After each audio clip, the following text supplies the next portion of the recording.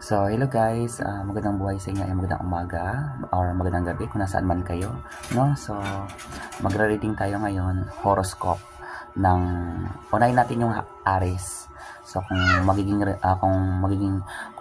magre-resonate po ito sa inyong reading na to, para sa inyo ito. Pero kung hindi, hindi to para sa inyo, okay? So, unahin po natin yung Aries. Reading. Aries.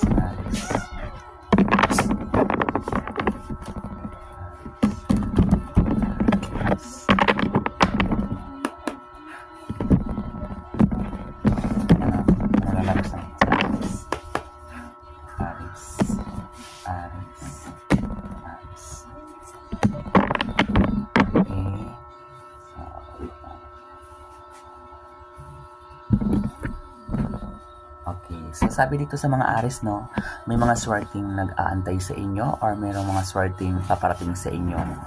So, magiging swerte din kayo kung meron kayong negosyo.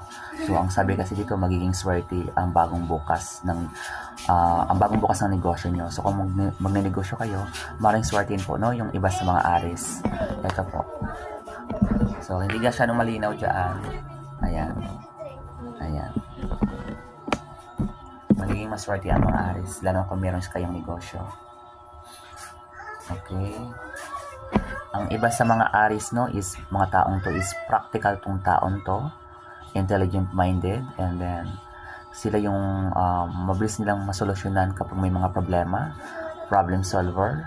So, at saka may puso ang mga Aries, hindi lang puso yung mga inuuna nila, no, or di lang puso yung mga nagdedesisyon, kundi balanse din ang mga Aries.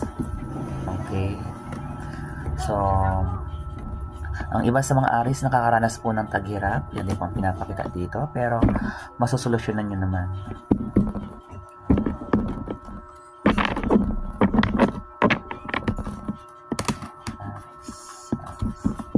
So, another card.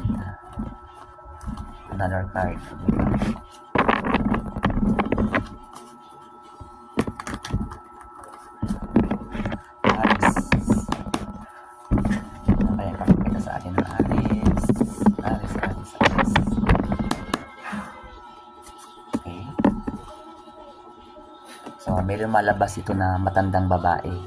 So, ibig sabihin, itong video na to, may makakapanood sa akin na matandang babae, no? Or meron din pong Aries na nanonood sa atin na matandang babae. Okay? Matandang babae.